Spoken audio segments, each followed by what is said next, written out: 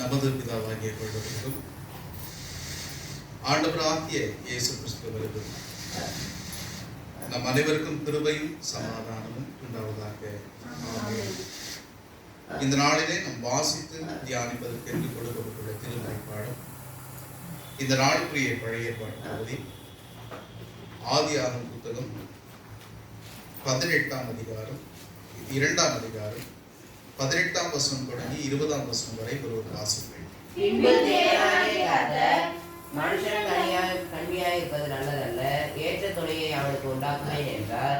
தேவனாகிய கர்த்தர் வெளியின் சகலவித மிருகங்களையும் ஆகாயத்தின் சகலவித பறவைகளையும் மண்ணினாலே உருவாக்கி ஆதாம் அவைகளுக்கு என்ன பெயரிடுவான் என்று பார்க்கும்படி அவைகளை அவரிடத்தில் கொண்டு வந்தார். அந்தந்த ஜீவசந்து ஆதாம் எந்தெந்த பெயரிட்டானோ அதுவே அதற்கு பெயராயிற்று. அப்படியே ஆதாம் சகலவித நாட்டு மிருகங்களுக்கும் ஆகாயத்து பறவைகளுக்கும் சகலவித காட்டு மிருகங்களுக்கும் பெயரிட்டான். ஆதாமுக்கோ ஏற்ற துணை இன்னும் காணப்படவில்லை. 21 முதல் 25 வரை இன்னொரு வாசிப்பு. அப்பொழுது தேவனாகிய கர்த்தர் ஆதாமுக்கு அயர்ந்த நித்திரையை வரப்பண்ணினார். அவன் நித்திரை அடைந்தான். அவன் விலா எலும்புகளில் ஒன்றை எடுத்து அந்த இடத்தை சதையினால் அடைத்தார். தேவனாகிய கர்த்தர் தம் மனுஷனில் எடுத்த விலா எலும்பை மனுஷியாக உருவாக்கி அவளை மனுஷனிடத்தில் கொண்டு வந்தார். அப்பொழுது ஆதாம், இவள் என் எலும்பில் எலும்பும் என் மாம்சத்தில் மாம்சமாய் இருக்கிறாள். இவள் மனுஷனில் எடுக்கப்பட்டிருந்தபடியால் மனுஷி என்று எனப்படுவாள் என்றார். இதன் நிமித்தம் புருஷன் தன் தகப்பனையும் தன் தாயையும் விட்டு தன் மனைவியோடு இசைந்திருப்பான். அவர்கள் ஒரே மாம்சமாய் இருப்பார்கள். ஆதாமும் அவன் மனைவியும் ஆகிய இருவரும் நிர்வாணியாய் இருந்தும் வெட்கப்படாதிருந்தார்கள். பரிசுத்தமும் கிருபையும் நிறைந்த ஆண்டவரே, நீ தந்திருக்கிற உமது வார்த்தைகளுக்காக நன்றி செலுத்துகிறோம். உமது வசனங்களை தியானிக்கும் போது எங்களோடு பேசும். இந்த வார்த்தைகள் வழியே இந்த கால வேளை நீர் எங்களுக்கு எதை உபதேசிக்க விரும்புகிறீர்களோ அதை நீரே பரிசுத்த ஆவியானவரை கொண்டு எங்கள் ஒவ்வொருவருக்கும் போதித்து வழிநடத்த வேண்டுமா? இயேசு வழியாய் ஜெபிக்கிறோம் நல்ல பிதாவே, ஆமென். கிறிஸ்து இயேசுவுக்குள் அன்பாய் நேசிக்கப்பட்ட அருமை உடன் விசுவாசிகளே, இந்த நாளுக்குரிய திருமறை பகுதிகள் குடும்ப வாழ்வை பற்றிய வேத பகுதிகள். ஒரு கணவன் மனைவி எப்படி வாழ வேண்டும் என்பதற்கான ஆலோசனைகளை அள்ளித் தருகிற வேத பகுதிகள். இந்த வேத பகுதியின் தியானத்திற்குள் நாம் கடந்து போவதற்கு முன்பு 2 கேள்விகளை நாம் கேட்டுவிட்டு இந்த தியான பகுதிக்குள்ளாக நாம் கடந்து போவோம். முதல் கேள்வி, ஒரு திருமணம் எப்படி செய்ய வேண்டும்? ஒரு திருமணம் எப்படி பண்ணணும்?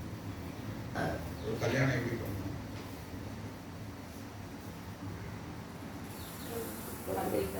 பத்திரிக்கை அடிக்கணும். அதுவும் சாதாரணம் கிடையாது. யாம் பேரை காணும், உன் பேரை காணும். அது ஒரு பெரிய ரகளையாகி சண்டையாகி பத்திரிக்கை அடிக்கணும். அப்புறம் மண்டபத்துல கல்யாணம் வரணும். மண்டபத்துல இருக்கணும். அது சரியா 2 குடும்பத்துக்கும் ஏற்ற ஒரு இடமா இருக்கணும். இதெல்லாம் ஒரு பெரிய சிக்கல். அப்புறம் விருந்து ஆயத்தம் பண்ணணும். அதுல குறிப்பா என்ன விருந்து இருக்கணும்? பிரியாணி இருக்கணும். புஸ்காவெல்லாம் கொடுத்தா கோவப்படாங்க. பிரியாணி இருக்கணும். அப்புறம்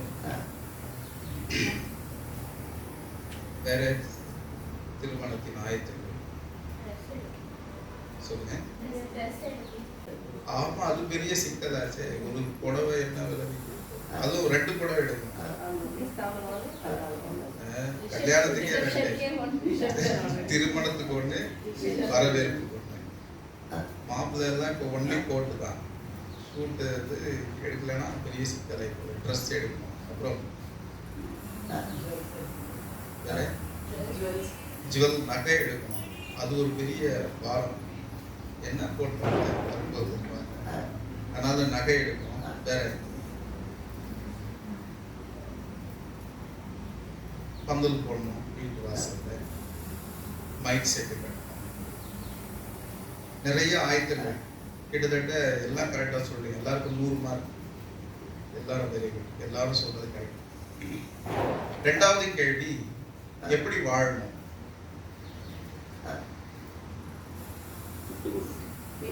விட்டு கொடுக்கணும். வீட்டை விட்டே துரத்திடக்கூடாது. விட்டு கொடுக்கணும். அப்புறம் கீழ்ப்படியணும். வேற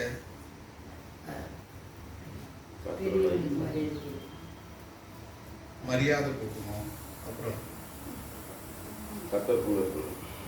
கடவுளுக்குள்ள இருக்கணும். அப்புறம்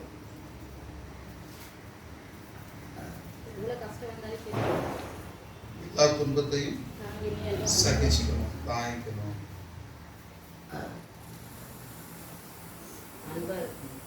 ஒருவருக்கு ஒருவர் அன்பா இருக்கணும். சில நேரம் வம்பாவே இருக்குது வீடு. அன்பா இருக்கணும். சரி, இதுவும் எல்லாம் கரெக்ட் தான். எல்லாருக்கும் 100 மார்க். Very good. இப்போ வேதம் என்ன சொல்லுது என்று பார்க்கலாம். வேதம் திருமணத்தை எங்கிருந்து தொடங்குகிறது என்றால், வாழ்க்கை துணையை கண்டுபிடிக்கிறது கற்றுக் கொடுக்கிறார் கடவுள். கடவுள் எல்லாவற்றையும் படைத்து முடிச்சுட்டு எல்லாவற்றையும் நல்லது நல்லது நல்லது என்று கண்டார். கடைசியா மனுஷன் தனியா இருப்பது நல்லதல்ல என்றார். ஒரு மனுஷன் தனியா இருக்கிறது நல்லதில்லை. ஒரு குறிப்பிட்ட காலத்தை கடந்து ஏதோ ஒரு காரணத்தின் நிமித்தமாக திருமணம் நடைபெறாமல் அவர்கள் வாழ்க்கை கடந்து வந்து ஒரு தனிமையில் அவர்கள் இருப்பார்கள். ஆனால் அவர்கள் கண்களில் ஒரு சோகம் இருக்கும். அவங்க கண்ணை பார்த்தா தெரிஞ்சுக்கலாம். அவர்கள் முகத்தில் சிரிப்பு இருக்கும், மகிழ்ச்சி இருக்காது. சிரிப்பு வேறு, மகிழ்ச்சி வேறு. நமக்கு நல்லா தெரியும். நம்ம எல்லாரும் ஒருத்தருக்கு ஒருத்தர் பார்த்த உடனே சிரிச்சுப்போம். ஆனால் மகிழ்ச்சியா இருக்கிறோமான்னு சொல்ல முடியாது. தனிமையில் இருக்கிறவர்களின் முகத்தில் சிரிப்பு இருக்கும், மகிழ்ச்சி இருக்காது. தனிமை எல்லா வயதிலும் கொடுமையானது. ஆதாம் ஏதேன் தோட்டத்தில் இருக்கிறான். ஆடு இருக்குது, மாடு இருக்குது, சிங்கம், புலி எல்லாம் இருக்குது, தோட்டம் இருக்குது, பழங்கள் இருக்குது, நல்ல நதி ஓடுது, எல்லாம் இருக்கிறது. ஆனால் அவனுக்கு ஒரு துணை இல்லை. தனியா உட்கார்ந்து இருக்கிறான். கடவுள் இதை பார்த்து சொல்லுகிறார், மனுஷன் தனியா இருப்பது நல்லதல்ல. அவனுக்கு ஒரு ஏற்ற துணையை உண்டாக்க வேண்டும் என்று முடிவு செய்கிறார். முடிவு செய்த உடனே ஒரு பெண்ணை உருவாக்கி கொண்டு வந்து அவன் கையில கொடுத்துடல. கடவுளுடைய நோக்கம் ஒரு பெண்ணை கண்டுபிடிப்பதல்ல, அவனுக்கு ஏற்ற துணையை கண்டுபிடிப்பது. நம்ம திருமணம்னா என்ன நினைக்கிறோம்? ஒரு பொண்ணை கண்டுபிடிக்கிறது அல்லது ஒரு பையனை கண்டுபிடிக்கிறது நினைச்சிருக்கிறோம். அது ஒரு கஷ்டமான வேலையே இல்லை. ஏகப்பட்ட பொண்ணு இருக்குது, ஏகப்பட்ட பையன் இருக்கிறான். ஒரு பெண்ணை கண்டுபிடிப்பது திருமணம் அல்ல. ஒரு ஆணை கண்டுபிடிப்பது திருமணம் அல்ல. ஏற்ற துணையை கண்டுபிடிப்பதுதான் திருமணம். அது நொடி பொழுதுல நடக்காது. பல நேரங்களில் இந்த திரைப்படங்கள் எல்லாம் பார்த்துட்டு நம்ம பிள்ளைகள்லாம் கெட்டு போயிருக்கோம். பார்த்த உடனே பிடிச்சிருச்சா? அது எப்படி பார்த்த உடனே பிடிச்சிருவோம்னு தெரியாது. வாழ்க்கைங்கிறது பார்த்த உடனே முடிவு செய்வதல்ல. அது காலகாலமாக வாழக்கூடியது, ஒரு வீட்டுக்குள் வாழக்கூடியது, ஒரு சமூகத்தில் வாழக்கூடியது, தலைமுறைகளை உருவாக்கக்கூடியது. அந்த வாழ்க்கைக்கு ஒரு துணையை கண்டுபிடிப்பது எளிதல்ல. அந்த காலத்துல ஒரு பழமொழி சொல்லுவாங்களா, 7 செருப்பு தேய ஒரு பொண்ணை கண்டுபிடிக்கணுமா. பொண்ணை மட்டும் இல்ல, மாப்பிள்ளை கூட அப்படிதான் கண்டுபிடிக்கணும்.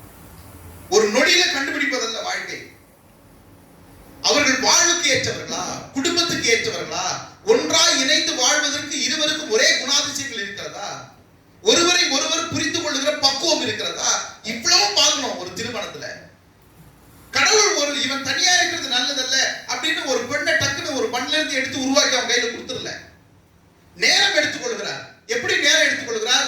ஆதாம கூப்பிட்டு, நீ தனியா உட்காந்துக்கிற, உனக்கு ரொம்ப போர் அடிக்குது, நாடு மாடு எல்லாம் கூப்பிடு, பறவைகள் எல்லாம் கூப்பிடு, அதுக்கெல்லாம் என்ன வை,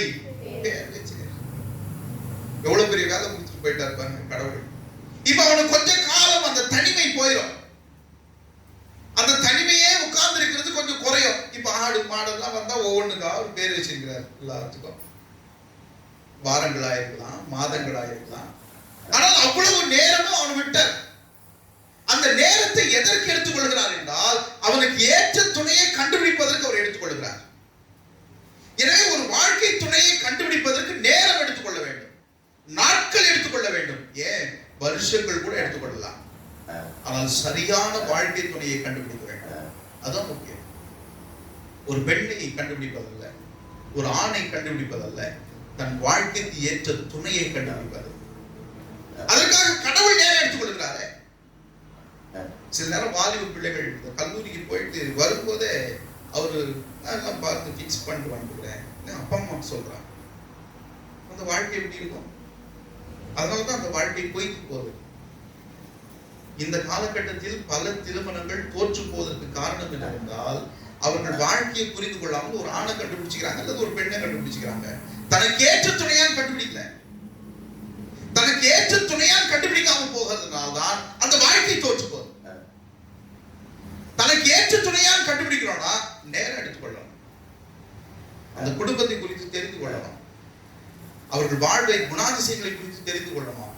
இதெல்லாம் தெரிந்து கொள்ளாம ஒரு துணையை கண்டுபிடிக்க முடியாது. கடவுள் எப்படி கண்டுபிடிக்கிறார் பாருங்க. அவனுக்கு நல்ல தூக்கத்தை வர வைத்து நல்ல நித்திரை ஆயிட்டார் ஆதாம். அவன் விலா எலும்பை எடுத்து ஒரு பெண்ணை உருவாக்குகிறார். அவன் எலும்பில் இருந்து, அவன் சதையில் இருந்து அவனுக்கு ஏற்ற துணையை உண்டாக்கி கொடுக்கிறார். ஏற்ற துணை என்பது இருவரும் இணைந்த, உளப்பூர்வமாக இணைந்த ஒரு வாழ்க்கை. அவர்கள் இருவரும் குணத்திலும், செயலிலும், கருத்திலும், சிந்தனையிலும் ஒருங்கிணைந்தவர்களாக இருந்தால் அந்த வாழ்க்கை பயணிக்கும். அதனால்தான் கடவுள் நேரம் எடுத்து ஆதாமை மண்ணிலிருந்து உருவாக்குறார், பெண்ணை மண்ணிலிருந்து உருவாக்குறார். அவன் விலா எலும்பிலிருந்து உருவாக்குகிறார். ஏனென்றால் அவள் அவனுக்கு ஏற்ற துணையாக இருக்க வேண்டும். அதுக்குதான் கர்த்தர் நேரம் எடுத்துக் கொள்கிறார். இந்த ஒரு நிகழ்வு பல அறிவியலை உலகத்துக்குள்ள கொண்டு வந்துச்சு. அறுவை சிகிச்சை என்கிற அறிவியலே இங்கிருந்து தான் உருவாச்சு. ஒரு மனிதனின் உடலை கிழித்து உடலுக்குள் இருக்கிற பிரச்சனைகளை தீர்க்க முடியும் என்கிற அறிவியல் என்கிற மருத்துவம் இந்த வேத பகுதியில் தான் உண்டாச்சு. அதே போல அறுவை சிகிச்சைகள் நடைபெற்றுக் கொண்டிருந்த காலகட்டத்தில் மிக வலியோடு நடக்கும். ஏன் வலியோடு நடக்கும்? அப்படி உடலை கிழிக்கணுமே. உடலை கிழிக்கும் போது கத்தரி துடிப்பார்களாம் அறுவை சிகிச்சை செய்து கொள்கிறவர்கள். அப்பதான் ஒரு டாக்டர் இதை படிச்சுட்டு இருக்கும்போது கண்டுபிடிக்கிறாரு, ஆதாம் அயர்ந்த நித்திரையில் இருந்தான். அப்ப நல்ல தூக்கத்தில் இருந்தா அவனுக்கு வலி தெரியாது. உண்மைதானே? நிறைய பேருக்கு தூக்கத்தில் இருந்தா வலி என்னங்க, என்ன நடக்குதுன்னே தெரியாது. ராத்திரி என்ன நடக்குதுன்னு கேட்டா எனக்கு என்ன தெரியும், ஒன்றும் தெரியாது. சில பேர் காலில் வந்து மழை வந்துச்சு, இடியே அடிச்சிச்சு, உங்களுக்கு தெரியுமா? ஒன்றும் தெரியாது தூக்கத்துல. அப்போ அவங்க மருத்துவத்தை அங்க கண்டுபிடிக்கிறாங்க, ஓ ஒரு மனிதனுக்கு ஆழ்ந்த நித்திரையை உண்டாக்கிட்டா ஈஸியா அறுவை சிகிச்சை செஞ்சிடலாம், அவர்களுக்கு வலி தெரியாது. அங்கிருந்து தான் மருத்துவம் உருவாகுது. அனஸ்தீசியா, ஆயிரந்த மயக்கத்தை கொடுத்து அறுவை சிகிச்சை செஞ்சுட்டு போயிடுவாங்க. இவ்வளவு மருத்துவத்தை இந்த வேத பகுதி கண்டுபிடிக்குது. இது எல்லாத்துக்கும் காரணம் கடவுள் ஒரு ஏற்ற துணையை கண்டுபிடிப்பதற்கு. ஏற்ற துணையை கண்டுபிடிக்கிறார். எனவே திருமண வாழ்வில் முதலில் நாம் அறிந்து கொள்ள வேண்டியது, அது எடுத்தோம் கவிழ்த்தோம் என்று எடுக்கிற முடிவு அல்ல.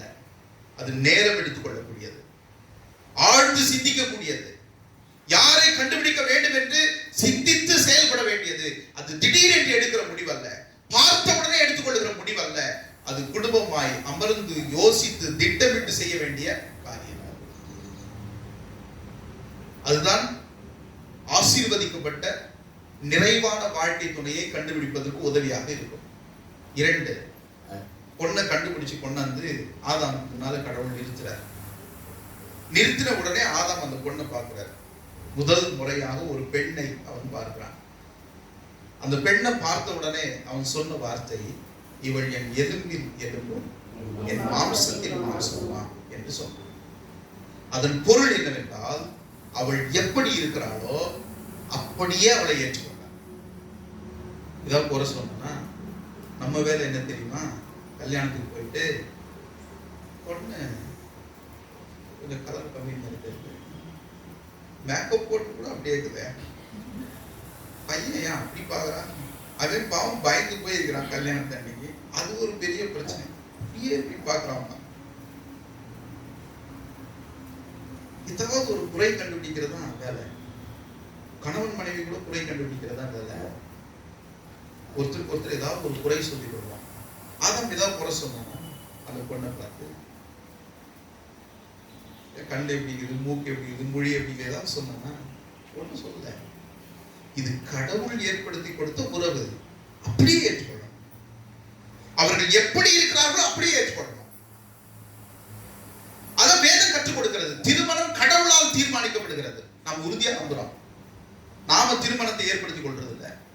கடவுளுடைய சித்தம் இல்லாமல் ஒரு வாழ்க்கை துணையை கண்டுபிடிக்க முடியாது. அப்ப கடவுள் ஏற்படுத்தி கொடுக்கிற துணை சரியாக இருக்கும். அவர்கள் எப்படி இருக்கிறார்களோ அப்படியே ஏற்றுக்கொள்ளணும். எவ்வளவு அழகான வார்த்தை.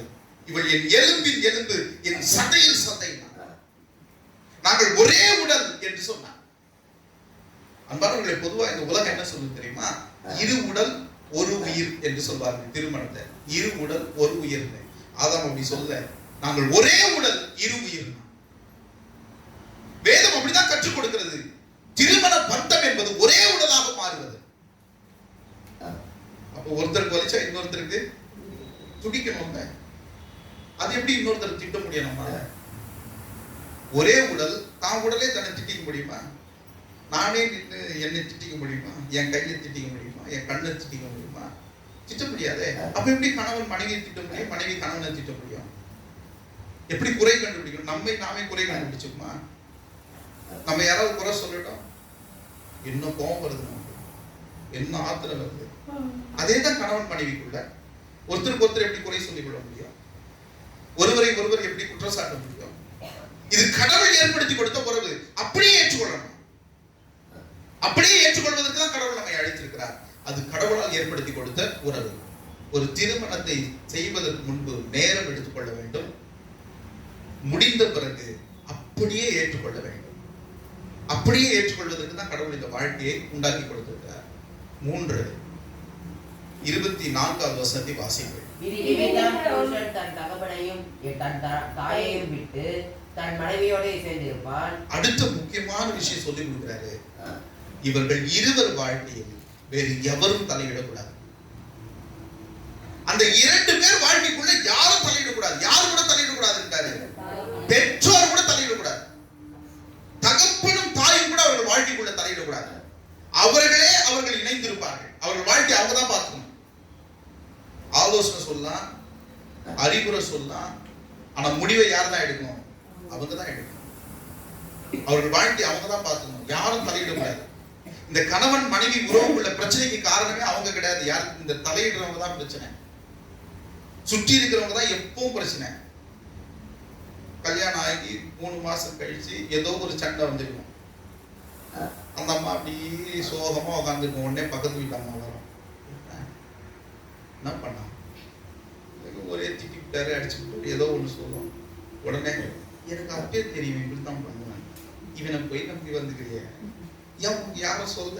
ஏன் நீ சொல்றது கல்யாணத்துக்கு முன்னாடி போனதுல கல்யாணத்துக்கு நிச்சயதார்த்தம் சொல்லிக்கலாம்ல. அப்போ ஒன்னும் வாயை சொல்றது இல்லை. கல்யாணம் ஆகிட்டு இந்த பொண்ணு அழும்போது வந்து சொல்றது, அந்தம்மா அப்படிப்பட்டவரா இல்லை, இதை விட மோசம் என்ன, அதெல்லாம் நான் சொல்லக்கூடாது. ஏன் சொல்றேன்? சொல்லக்கூடாது விஷயத்தை ஏன் சொல்றேன்? அவ்வளவுதான். சொல்லக்கூடாதுன்னு போயிடுச்சா இந்த அம்மாவுக்கு அப்ப என்ன பண்ணாலும் படுப்பா பையன் இவனை நம்பி வந்துக்கிறவன் இப்ப ரெடி ஆயிட்டாங்க வீட்டுக்குள்ள பார்த்து. என்ன தெரியுமா? அவன் வருத்தம் இன்னைக்கு உண்டு இல்லைன்னு பண்ற. அவரு போயிருப்பாரு, என்ன ஒரே கவலையாக அப்பா போய் கேட்டு ஒரே சண்டை. எனக்கு அப்படியே தெரியும் பொண்ணை பத்தி. அவ பூஜை பார்த்தாலே தெரியல. வாய் போகும் அந்த பொண்ணுக்கு, சரியான வாய் அந்த பொண்ணு. அவளுக்கு போய் கேட்டுக்கிங்க. எங்கிட்டலாம் ஒரு வார்த்தை கேட்கறது இல்லை. கேட்டுதான் சொல்லிட்டு ஒரு சொல்லி உடனே அந்தாலும் பாவம். அப்படிப்பட்ட பொண்ணாது. இதை விட மோசம். அவங்க அப்பா அம்மாவே வச்சுக்க முடியாத தள்ளி விட்டாங்க. இப்ப அவரு 2 பேரும் இப்ப இரவு சந்திக்கிறாங்க. இரவு என்ன நடக்குது தெரியுமா? குஸ்தி தான் நடக்கும். அவங்க காரணம் இல்லை. இந்த பிரச்சனைக்கு அவர்கள் காரணமே கிடையாது. சுற்றி இருக்கிறவர்கள் தான் காரணம். சுற்றி இருக்கிறவர்களுடைய தூண்டுதல் தான் காரணம். கர்த்தர் சொல்லி கொடுக்கிறார் பாருங்க, அடுத்தவருடைய ஒருத்தர் சொல்றாரா, இதெல்லாம் எங்களுக்கு தெரியும், நீ ஒன்றும் சொல்ல வேண்டிய அவசியம் இல்லை. கணவனை பத்தி ஒருத்தர் சொல்றாங்களா, என் கணவரை நான் பார்த்துக்கிறேன், நீங்க சொல்ல வேண்டிய அவசியம். சில நேரம் அப்படிப்பட்ட மனைவிகள் இருப்பாங்க, காலையிலிருந்து மத்தியானம் வரையும் புருஷனை திட்டினே இருக்கிறாங்க. பக்கத்து வீட்டு அம்மாவுக்கு இதுதான் சரியான சந்தர்ப்பம், வந்து என்ன அப்படியே பண்றாங்க. இவங்க சொல்லுவாங்க, உன் வேலையை பார்க்கணும், அந்த ஆளை பத்தி எனக்கு தெரியும். அதான் புரிந்து கொள்ளுது. திட்டுறதுக்கு உரிமை இருக்குன்னா உரிமை இருக்குது. 2 பேர் இருக்கிற வீட்டுக்குள்ள திட்டாம இப்படி வாழ முடியும். திட்டிக்க வேண்டியதுதான், முடிஞ்சா அடிச்சுக்க வேண்டியதுதான். ஆனா அதுக்காக மற்றவர்களுடைய சொற்களை நம்ம கொண்டு வரணுங்கிற அவசியம் இல்லை. பிற தலையீடு இருக்கவே கூடாது. சில வீட்டுல எல்லாம் கொடுமை வாழ்றது. ஒரு மனைவிக்கு விரும்புறதை வாங்கி கூட கொடுக்க முடியாது. அப்படி எடுத்துட்டு போனோம்னு எப்பாவை என்னமோ கொடுக்க போலாம் மனைவி, இவங்க இங்க உட்காந்து அதையே நோட்டம் பண்ணிருப்பாங்க. அவனை வேற பின்னாடி, நாங்க இவ்வளவு நாள் இருந்தேன், எங்களுக்கு எதனா செஞ்சா, நேற்று வந்தா, அதுக்கு தானே கல்யாணம் பண்ணி வச்சீங்க, அதுக்கு தானே கல்யாணம் பண்ணி வச்சோம். ஆனா அதையே சொல்லி காட்ட பயந்துடும். அப்ப அடுத்த நாளுக்கு வாங்கியே தரக்கூடாது பழகுது. இதுக்கு பயந்துனே மனைவிக்கு எதுவும் வாங்கி தராத கணவன்லாம் இருக்கிறாங்க. சில நேரம் மனைவிகளை கூட குழப்பி விட்டுறாங்க, பெற்றோர் கூட குழப்பி விட்டுறாங்க. கல்யாணம் ஆகி போனது பத்தி எங்களை மறந்துட்டு இல்லை. அது எப்படி மறந்து ஒரு பெண் தன் பெற்றோர், அந்த அம்மா உடனே கவலை ஆயிடும். ஒருவேளை நம்ம அப்பா அம்மா நம்மளை மறந்துட்டோம்னு ஃபீல் பண்றாங்களே, அந்த கவனமே இருக்கும். யாருடைய தலையிட கூடாது. இது நம்முடைய வாழ்க்கை, கணவன் மனைவியுடைய வாழ்க்கை. அந்த வாழ்க்கைக்குள்ள யாருடைய தலையிட கூடாது. திருமணத்தில் நல்ல நேரம் எடுத்து வாழ்க்கை துணையை கண்டுபிடிப்பாங்க. ஒருவரை ஒருவர் அப்படியே ஏற்றுக்கொள்ளணும். எந்த காரணங்கள் குறைகள் சொல்லவே கூடாது. சில நேரம் சொல்லுவாங்க, நான் யாரை கட்டிக்கிறது தெரியுமா, உன்னை போய் கட்டினீங்க, கட்டிக்கிறது உன்னை யாரும் வாழாங்க, அப்படியெல்லாம் சொல்லக்கூடாது. திருமணம் முடிஞ்சுட்டா அது அவர்களுக்கு கடவுள் கொடுத்த உறவு, அப்படியே ஏற்றுக்கொள்ளணும். யாருடைய தலையீடும் அதில் இருக்க கூடாது. சங்கீதம் 128 3வது வசனம் சொல்லிடுது. சங்கீதம் 128 இந்த நாள், உன் மனைவி உன் வீட்டோரங்களில், ஒரு மனைவி எப்படி இருக்கணுமா, திராட்சை கொடி போல இருக்கணுமா. கொடி போல இருக்கணும்னா உருவத்துல இல்ல, உருவத்தை பற்றி பேசல. கொடி போல இருக்க வேண்டும் என்றால் வாழ்க்கையை சொல்லுது. ஒரு செடிக்கும் கொடிக்கும் வித்தியாசம் இருக்குது. ஒரு மரத்துக்கும் கொடிக்கும் வித்தியாசம் இருக்குது. ஒரு மரத்தை நம்ம அசைக்கவே முடியாது, அது அப்படி நேரா நிற்கும். அப்படி நம்ம அசைச்சோம்னா உடைஞ்சு விழுந்துடும். அதே போல ஒரு செடியை அசைக்க முடியாது, அசைச்சோம்னா அது உடைஞ்சு விழுந்துடும். வெயில் இல்லைன்னா வளராது, தண்ணி இல்லைன்னா வளராது, அப்படியே போயிடும் அது. ஆனா கொடி அப்படி இல்லை. கொடி தான் இருக்கிற இடத்தில் வளைந்து நெளிந்து வாழ கத்துக்கும். சுற்றி முள்பதில் இருக்கட்டும், முள்ளுக்கு மேலேயே கொடி படரும். அந்த முள்ளுலேயே பூ பூக்கும், அந்த முள்ளுக்குள்ளேயே காய் காய்க்கும், கனியாகும், தன்னை காப்பாற்றிக் கொள்ளும். அதான் கொடியின் மகிமை. ஒரு கொடி எந்த இடத்திலும் வாழும். கீழே படர வேண்டிய இடத்துல படரும், உயரத்தில் படர வேண்டிய இடத்துல படரும், முள்ளை கூட சுற்றி வளைந்து தன்னை காப்பாற்றிக்கும். அதான் கொடி. ஒரு மனைவி கொடியா மாறிடும். வீட்டுக்குள்ள இன்பமே இருக்கும்னு சொல்ல முடியாது. பொதுவா பெண்கள் தான் துன்பத்தை அதிகம் சந்திப்பார்கள். ஆகாத மருமக கைப்பட்டா குத்தம், ஆள்பட்டா எல்லாருக்கும். ஒரு மருமகளை பிடிக்கலன்னா அந்த வீட்டுல என்ன வேணும்னா சொல்லுவாங்க. நிக்கிறது கூட ஒரு காரணம் சொல்லுவாங்க, உட்கார்றதுக்கு காரணம் சொல்லுவாங்க. தண்ணி வேணுமான்னு கேட்டா பிரச்சனை இருக்கும். உன்னை கேட்டனா தண்ணி எடுத்துட்டு வரலாம் பிரச்சனை. இவ்வளவு நேரம் உட்காந்துக்கிறோம், பச்சை தண்ணி கொடுக்கல, பம்பா பச்சு கொடுத்தாலும் பம்பா இருக்கு, கொடுக்கலனாலும் பம்பா இருக்கு. பெரிய பாரம் குடும்ப வாழ்வு. ஒரு பெண்ணுக்கு ஒரு பெரிய பாரம் அது. பெண்ணுனாலே குறை சொல்லலாங்கிற மனநிலைக்கு வந்துட்டுக்கிறோம் இந்த சமூகம். பெண்ணுனா என்ன வேணா பேசலாம், என்ன வேணா திட்டலாம், அடிக்க கூட அடிக்கலாம். ஏன்னா இது ஒரு ஆண். அது எங்க இருந்து கண்டுபிடிச்சாங்க தெரியல. அறிவியல் பூர்வமா அப்படி எல்லாம் எதுவும் கிடையாது, தத்துவார்த்தமா கூட அப்படி எதுவும் கிடையாது. ஆனா இப்படி ஒரு மனநிலை உருவாக்கி வச்சிருக்காங்க. அதனாலதான் கடவுள் சொல்லி கொடுக்கிறார், இப்படி எல்லாம் உங்களை கஷ்டப்படுத்துவதனால நீங்க கொடியா மாறிடுங்க, எல்லாவற்றுக்குள்ளும் வாழ பழகிக்கோங்க.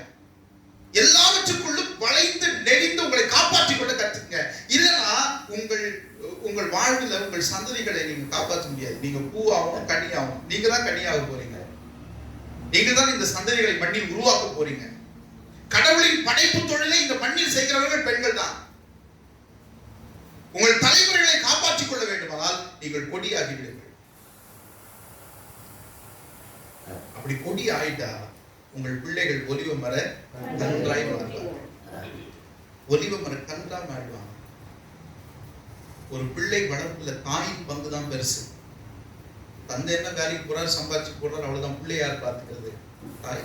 நம்ம கலாச்சாரத்துல, பிற தேசங்கள் அப்படி இல்லை. நம்ம தேசத்துல அவர் வேலைக்கு போய் சம்பாதிச்சு போடுறதோட அவர் வேலை முடியும். பிள்ளைகளை வளர்க்கிறது பார்த்துக்கிறது தாயுடைய வேலை. அப்படி ஒரு கலாச்சாரத்துக்குள்ள நாம் இருக்கிறோம். அதனால பிள்ளையை வளர்க்கிற பொறுப்பு தாய்கிட்ட இருக்கு. அந்த தாய் எவ்வளவு வளைந்து நெளிந்து குடும்பத்துக்குள் தன்னை தற்காத்துக் கொண்டு பிள்ளைகளை வளர்க்கிறார்களோ அந்த பிள்ளை ஒலிவ மர கன்றாயிடும். ஒலிவ மரங்கிறது பல சிறப்புகள் கொண்டது. ஆன்லைன் ஆராதில் அது குறித்து டீட்டெயிலா பார்த்தோம். ஒரே ஒரு உதாரணம் மட்டும் சொல்லிடுறேன். ஒலிவ மரத்தின் சிறப்பு. ஒலிவ மரத்தை வெட்டி போட்டு போயிட்டீங்கன்னா அங்கிருந்து முளைச்சி வளர்ந்து நிற்காது. அதன் பொருள் என்னவென்றால் உங்கள் பிள்ளைகளை யாரும் அழிக்க முடியாது. அவர்கள் சந்ததி சந்ததியாய் பெறுவார்கள். அதான் அதன் பொருள். உங்க பிள்ளைகளை எப்படியாவது நீங்க உருவாக்கி காட்டணும். நிறைய அம்மாக்கள் சொல்ற ஒரே ஒரு வார்த்தை என்ன தெரியுங்களா? நான் வாழ்றதே என் பிள்ளைக்காக. அதுக்காக வாழ்றாங்க நிறைய பெண்கள். கஷ்டங்களை சகித்துக் கொண்டு, துன்பங்களை சகித்துக் கொண்டு, அவமானங்களை சந்தித்துக் கொண்டு, கெட்ட வார்த்தைகளை சந்தித்துக் கொண்டு, அடி உதைகளை சந்தித்துக் கொண்டு, அப்படியே இறுக பிடிச்சுக்கிட்டு ஏன் உயிரை பிடிச்சிக்கிட்டு வாழ்றாங்கன்னா எப்படியாவது என் பிள்ளைய கரையேற்றணும். அவ்வளவுதான். வாழும் போதே நரகத்தை பார்க்கிற தாய்மார்கள் இருக்கிறாங்க. அவர்கள் எல்லாம் கொடிகளாய் வாழ்கிறார். முள்ளுகளின் நடுவே வாழ்கிறார். அதான் கர்த்தர் கற்றுக் கொடுக்கிறார். நீங்கள் கொடிகள் ஆயிடுங்க. உங்கள் பிள்ளைகள் ஒலிவ மர கன்றுகள் ஆயிடுவாங்க. அதோட நேரத்துல கணவனுக்கு ஒரு ஆலோசனை கொடுக்கிறார். தொடர்ந்து வாசிங்க. கர்த்தருக்கு பயப்படுகிற மனுஷன் இவ்விதமாய் ஆசீர்வதிக்கப்படுவான். இந்த ஆசீர்வாதம் ஒரே ஒருத்தருக்கு தான் கிடைக்கும். அது யார் தெரியுமா? கர்த்தருக்கு பயப்படுகிற மனுஷனுக்கு தான். இப்ப கணவன் என்ன செய்யணும்? கடவுளுக்கு பயப்படணும். கடவுளுக்கு பயந்தா போதுங்க. ஒரு புருஷன் கடவுளுக்கு பயந்தா போதும். கடவுளுக்கு பயப்படுற புருஷன் மனைவி அடிப்பாரா? கடவுளுக்கு பயப்படுற மனுஷன் மனைவியை கெட்ட வார்த்தையில திட்டுவாரா? கடவுளுக்கு பயப்படுகிற மனுஷன் மனைவியை அவமானப்படுத்துவாரா? கடவுளுக்கு பயப்படுகிற மனுஷன் மனைவியை சந்தேகப்படுவாரா? செய்ய மாட்டார். கடவுளுக்கு பயந்தா ஒரே அறிவுரை தான் வேதம் சொல்லுது. நீ கடவுளுக்கு பயந்துட்டு போதும். கடவுளுக்கு பயந்தாலே நல்ல புருஷனா மாறிடலாம். ஒரு புருஷன் கடவுளுக்கு பயந்த புருஷனாகும். ஆனா பல நேரங்களில் ஏன் அப்படி நடக்காம போயிருதுன்னா, புருஷர்கள் கர்த்தருடைய ஆலயத்துக்கு வருவதில்லை. கர்த்தருடைய ஆலயத்துக்கு வருவது மிக மிக அவசியம். குடும்பமாய் தேவ சமூகத்துக்கு வருவது அவசியம். தேவன் நம்மை அவர் சமூகத்தில் தெரிந்தெடுத்திருக்கிறார். அவருக்குள்ள வாழ்ந்தா போதும். ஒரு புருஷன் வாழ்க்கையே மாறிடும். கடவுளுக்குள்ள இருந்தா போதும். ஒரு புருஷன் ஆண்டவர் ஆராதிக்கிறவராக இருந்தா போதும். அவருடைய குணாதிசயங்கள் மாற்றங்களை ஏற்படும். அது மட்டுமல்ல, இந்த நாடுக்குரிய சுவிசேஷ பகுதி சொல்லுது. இயேசு ஆண்டவர்கிட்ட ஒரு கேள்வி கேட்கிறாங்க. மனைவியை தள்ளி விடுகிறது நியாயமா? நேரடியான கேள்வி. விவாகரத்து சரியா தவறா? இதுதான் கேள்வி. விவாகரத்து சரியா தவறா? இயேசு ஆண்டவர் சொல்கிறார் அது தப்பு. உடனே அவங்க சொல்றாங்க, இல்ல மோசே எங்களுக்கு உரிமை கொடுத்திருக்கிறார். தள்ளுதற் சீட்டை எழுதி கொடுத்து மனைவியை தள்ளிடலாம். இஸ்ரவேலர்களுக்குள்ள ஒரு பழக்கம் இருந்துச்சு.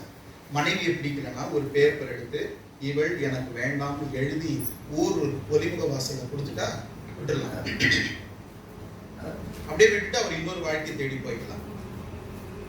அப்போ ஆண்டவர் அழகா ஒரு பதில் சொல்றாரு, இது கடவுளுடைய சித்தமே அல்ல. இது மோசே உங்கள் இருதய கடினத்தின் நிமித்தமாக இதை ஏற்படுத்தி கொடுத்தாங்க. இந்த சட்டம் கடவுளின் சட்டம் அல்ல. நீங்க மோசேவை தொந்தரவு பண்ணீங்க. மோசேவை தொந்தரவு பண்ணி கேட்டதுனால சரி உங்களுக்கு பிடிக்கலன்னா தள்ளுதல் சீட்டை கொடுத்து மனைவியை நீங்க வேணாம்னு சொல்லிருங்கன்னு சொன்னான். இது கடவுளின் சட்டம் அல்ல. இது மோசே உங்கள் இருதய கடினத்தினால் ஏற்படுத்தின சட்டம். இது கடவுளின் சட்டம் அல்ல. கடவுளின் சட்டம் ஒன்னே ஒன்றுதான். கடவுள் இணைத்ததை மனிதன் பிரிக்காதிருக்க கடவுள். கணவன் மனைவி உறவு என்பது நீங்கள் ஏற்படுத்தி கொண்டதல்ல. கடவுள் ஏற்படுத்தி கொடுத்த உறவு. இதை பிரிப்பதற்கு யாருக்கும் உரிமை கிடையாது.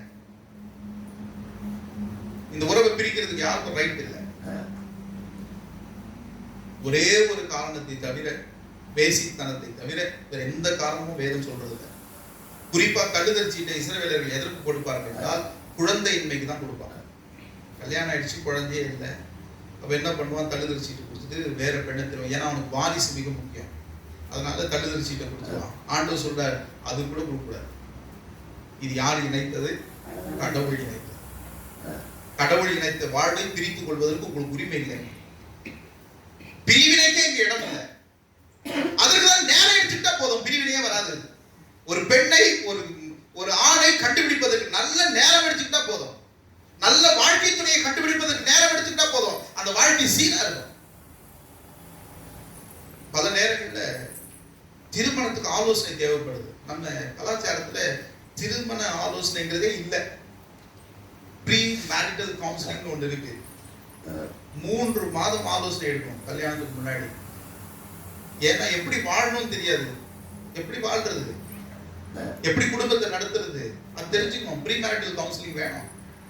ப்ரீ மேரிட்டல் கவுன்சிலிங்கே இப்ப இல்லை. கல்யாணம் அப்படி அப்படியே நடந்துருது. அதனாலதான் வாழ்க்கையில பிரச்சனைகள், போராட்டங்கள், திருமணம் வாழ்றது சந்தோஷம் இல்லாம போயிருது, நீடிக்காம போயிருது. ப்ரீ மேரிட்டல் கவுன்சிலிங் வேணும். திருமணத்துக்கு பிறகு ஒரு கவுன்சிலிங் வேணும். 3 மாதத்துக்கு பிறகு போஸ்ட் மேரிட்டல் கவுன்சிலிங். சரியா 3 மாசம் கழிச்சு கவுன்சிலிங் எடுத்துக்கணும்.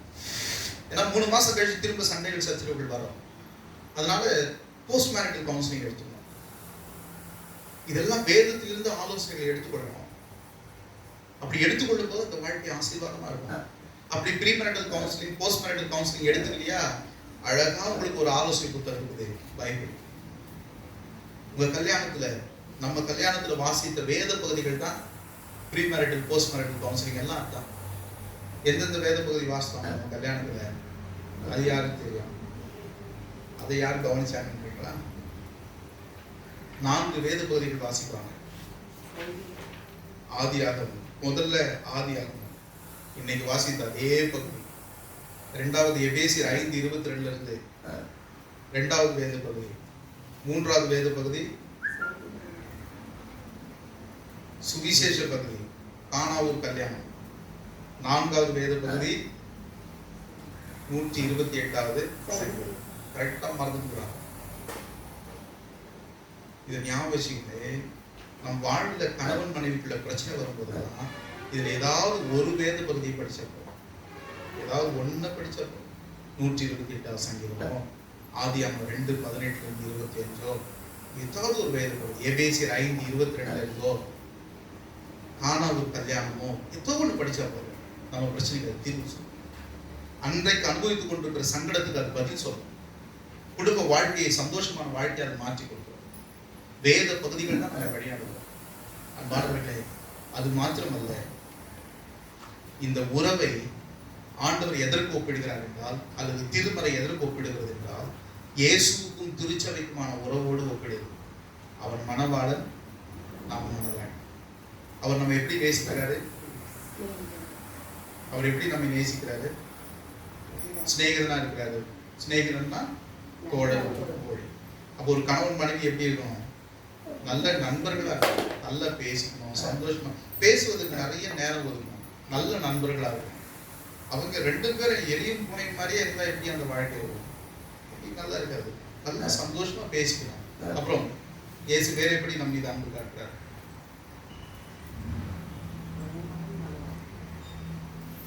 அவர் வேற எப்படி நம்ம மீது அன்பு காட்டுகிறார்? தன் சரீரத்தை ரத்தத்தையும் கொடுத்திருக்கிறாரா நமக்காக? அதன் பொருள் என்ன? அதன் பொருள் என்ன? சரீரத்தையும் ரத்தத்தையும் நமக்கு கொடுத்திருக்கிறார் என்றால் அதன் பொருள் என்ன? எவ்வளவு நேசிக்கிறார் நம்ம? நம்ம எந்த அளவுக்கு நேசிக்கிறார்? அந்த வார்த்தை அது கண்டுபிடிக்கணும். அதுதான் முக்கியமான வார்த்தை. நீங்க சொல்றதெல்லாம் அதே தான். அதை நோக்கி போனோம். அதை பிடிக்கணும். அந்த வார்த்தையை உயிரை கொடுத்து நேசிக்கிறார். நம்மளை எவ்வளவு நேசிக்கிறாரு? உயிரை கொடுத்து நேசிக்கிறார். கணவன் மனைவி எப்படி நேசிக்கிறோம்? கல்யாணத்துக்கு முன்னாடி பேசிக்கிறது அதெல்லாம். நீ என் உயிர், உனக்காக உயிரை கொடுப்பேன், இதோ இந்த கிணற்றுக்குள். என்ன டயலாக் எல்லாம். நீ இப்போ சொல்லு செத்துற, செத்து போயிட்டா எப்படி கல்யாணம் பண்ணி ஃப்ளோல சொல்றது, ஒரு ஒரு கவனத்தை ஈர்ப்பதற்காக சொல்றது. ஆண்டவர் சொல்றாரு, கல்யாணத்துக்கு முன்பு அல்ல பின்பு உயிரை கொடுக்கிறவர்கள, உயிரை கொடுத்து நேசிக்கிறது. அப்போது அந்த உறவு. ஆண்டவர் நம்மை உயிரை கொடுத்து நேசிக்கிறார், தன் உயிராய் நம்மை நேசிக்கிறார். அவர் சரீரமும் ரத்தமும் நமக்குள் கலந்திருக்கிறது. அந்த உறவு உண்டாகும் போது அந்த வாழ்க்கை ஆசீர்வதிக்கப்பட்ட உறவாகும். அப்படி உயிரை கொடுத்து நேசிக்கணும்னா அதுக்கு இடையில ஒன்று தேவைப்படுது. அது என்ன தேவைப்படுது தெரியுங்களா? மன்னிப்பு தேவைப்படும். மன்னிக்கலைன்னா அந்த உறவு நீடிக்காது. சின்ன சின்ன தவறுகள் நடக்கும், வீட்டுக்குள்ள சண்டைகள் சச்சரவுகள் நடக்கும். நாம் எல்லாம் மனிதர்கள் தானே. மனிதன் எங்கே இருக்கிறான்னா அங்கே தவறு நடக்கும். ஆனால் அந்த தவறில் இருந்து மீண்டு வந்து உறவை புதுப்பித்துக் கொள்ள வேண்டுமானால் அதுக்கு இருக்கிற ஒரே வழி மன்னிப்பு. கணவன் மனைவி ஒருவரை ஒருவர் மன்னிக்க வேண்டும். மன்னிச்சா உறவு நீடிக்கும். திருமணத்துக்கு நேரம் எடுத்துக்கொள்ள வேண்டும். ஒருவரை ஒருவர் அப்படியே ஏற்றுக்கொள்ள வேண்டும். யாருடைய தலையீட்டையும் வீட்டுக்குள் கொண்டு வரக்கூடாது. மனைவி கொடியாக வேண்டும். கணவன் கடவுளுக்கு பயப்படுகிறவராக இருக்க வேண்டும். இங்கே தள்ளுதல் என்பதே இல்லை. இந்த உறவு அன்பில் நிலைத்திருக்க வேண்டும். எந்த அளவுக்கு அந்த அன்பு இருக்க வேண்டுமானால் ஒருவருக்கு ஒருவர் உயிரை கொடுக்கிற அளவுக்கு அந்த அன்பு இருக்க வேண்டும். அந்த அன்பு நிலைத்திருக்க வேண்டுமானால் ஒருவரை ஒருவர் மன்னிக்க வேண்டும். இந்த அன்பின் வாழ்வு நாம் பெருகி சாட்சியுள்ள குடும்பங்களாய் இந்த சமூகத்தில் வாழ தூய ஆவியானவன் வழிநடத்தி காப்பதாக. ஆமென். எல்லா புத்திகளான தெய்வீக சமாதானம் நம்முடைய இருதயங்களை சித்தங்களை கிறிஸ்து இயேசுக்குள் காத்துள்ளதாக. ஆமென்.